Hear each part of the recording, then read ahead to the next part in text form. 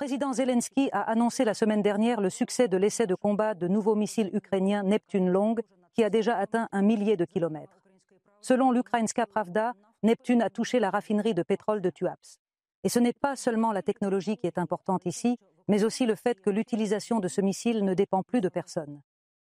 La semaine dernière, les drones ukrainiennes ont percé le triple anneau de défense aérienne autour de Moscou et ont prouvé qu'il n'y a plus de lieu absolument protégé en Russie. La correspondante de la semaine TSN, Oksana Rodionova, parle des attaques qui détruisent l'économie russe.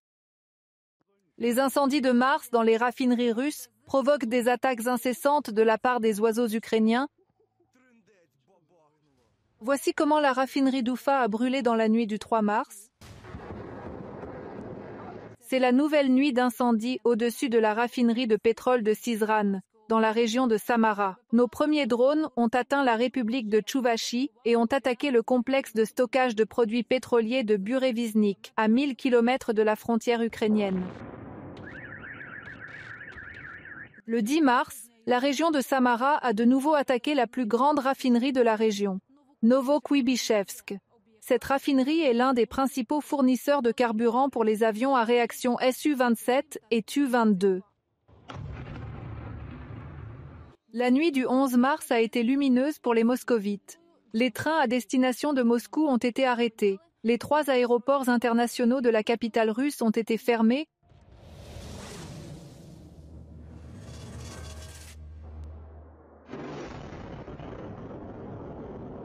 Une flopée de drones ukrainiens a attaqué un certain nombre de cibles stratégiques en Russie. L'ennemi n'a jamais vu une telle attaque de drones sur ses arrières. Une centaine de nos avions de combat se trouvent à Moscou et dans la région de Moscou, dans les régions de Koursk, Bryansk, Belgorod, Ryazan, Kalouga, Lipetsk, Orel, Voronej et Nijni Novgorod. L'un des centres les plus importants est la raffinerie de pétrole de Moscou. Elle traite 12 millions de tonnes de pétrole par an, soit plus que ce que nos amis jurés, la Hongrie et la Slovaquie, consomment ensemble. Cette entreprise stratégique produit du gaz, d'aviation et du carburant diesel, dont une partie est utilisée par l'armée russe. La particularité de cette attaque réside non seulement dans le nombre de drones utilisés, mais aussi dans le choix des drones utilisés pour la première fois. La nature de ces nouveaux drones n'est pas divulguée. De l'extérieur, ces drones ressemblent à des Shahid noirs, ce qui complique le travail des groupes de tir mobiles russes. L'attaque a eu lieu à la veille des pourparlers ukraino-américains en Arabie Saoudite. Elle n'a donc pas eu seulement un effet militaire. Les cibles russes ont clairement indiqué que l'Ukraine avait intensifié sa production de drones de frappe et était actuellement capable d'en déployer un nombre suffisant pour paralyser l'industrie du raffinage du pétrole de la Fédération de Russie. Deuxièmement, cela accroît encore la subjectivité de l'Ukraine dans le processus de négociation. La nuit précédant les négociations russo-américaines et la visite de Steve Witkoff à Moscou, il y a eu une autre attaque. Des drones ont visité les régions de Saratov, Voronej, Kalouga et Rostov. Selon nos sources au sein de la direction principale du renseignement, une usine de production de drones déguisés en béton a été touchée dans la région de Kalouga. Il s'agit de ce qu'on appelle le Géranium 2, l'analogue russe des Shaheds iraniens. Dès le départ de Witkoff, le district de peuplement russe a reçu une nouvelle punition du ciel. Le voici le démarreur. L'attaque a été moins puissante, mais nous avons atteint le cœur même des moscovites.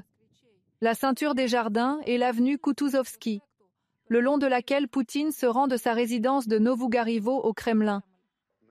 Bien sûr, il manque de défense aérienne coûteuse pour couvrir tous les objets stratégiques. Les installations S-400 ont été partiellement détruites. Certaines d'entre elles ont été transférées à Moscou, où un tel système de défense aérienne multicouche a été créé pour que les moscovites ne ressentent pas la guerre. Le 5e jour de cette semaine, la seule raffinerie de la côte de la mer Noire et l'une des 10 plus grandes de Russie, Tuapse, a été attaquée. Nous en avons une autre qui nous arrive. Pour vous dire que même ici, il fait chaud.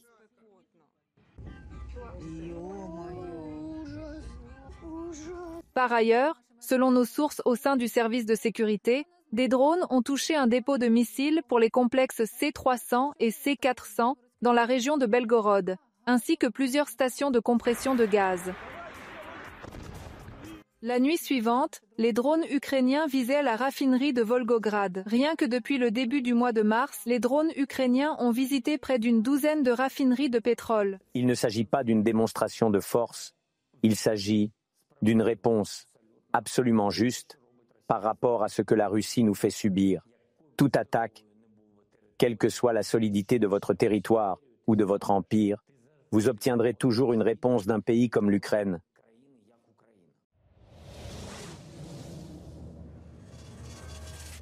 S'attaquer au raffinage du pétrole russe, c'est influencer directement le champ de bataille. Le caractère systématique de ces frappes a conduit au fait qu'à l'Est, dans un premier temps, l'équipement de l'ennemi a commencé à être moins utilisé. L'ennemi s'est en fait déplacé vers différents types de véhicules tout-terrain répartis en groupes d'assaut. À l'Est, nous avons réussi à stopper l'ennemi dans la plupart des zones. De plus, après de nombreuses attaques contre des raffineries, la Russie, qui a toujours échangé du carburant, a non seulement imposé une interdiction d'exportation d'essence, mais a également commencé à l'acheter elle-même, c'est-à-dire non pas pour gagner, mais pour dépenser de l'argent. Jusqu'à 16 raffineries de pétrole russe ont suspendu leur production ou ont été gravement endommagées. Le Kremlin n'a pas gardé le secret sur la production de carburant en raison de la bonne vie. En 2023, le prix de l'essence y a augmenté de 7%, l'année prochaine de 14%, et cette année, ils prédisent une augmentation de 15 à 20%. L'année dernière, pour la guerre contre l'Ukraine, le Kremlin a dépensé un record de 41 du budget central. Lorsque vous n'avez pas ce tiroir magique d'où vous tirez votre argent, les problèmes peuvent vous frapper de plein fouet. Il est fort possible que la fin de cette année 2025 soit très difficile, voire fatale pour l'économie russe. Tous les secteurs, à l'exception du complexe militaro-industriel, connaissent des difficultés. La situation est différente dans le secteur bancaire et sur le marché du logement. La crise a commencé en Sibérie, dans le Kouzbas, dans l'une des plus grandes mines de charbon du monde. Ils sont contraints de fermer les mines et les mineurs sont traditionnellement une frange de la société très contestataire. Personne n'a attaqué l'URSS. Et l'économie, comme on dit, a mis fin à son histoire. Il en sera de même pour la Russie.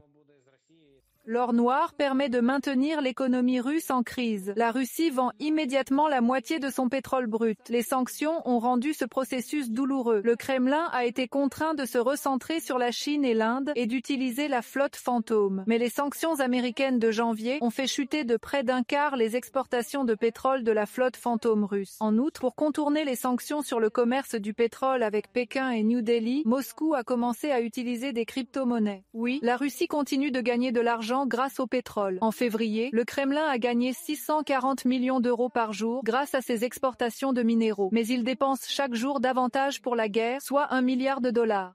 Les raffineries en feu sont donc le talon d'Achille de Poutine. Et nos drones le piquent constamment. Nous ne devons pas nous arrêter car les sanctions sont bonnes. Et les sanctions et les drones sur les raffineries sont encore meilleurs. Oksana Rodionova, Andriy Marchenko et Natalia Kucherenko TSN, semaine 1+1.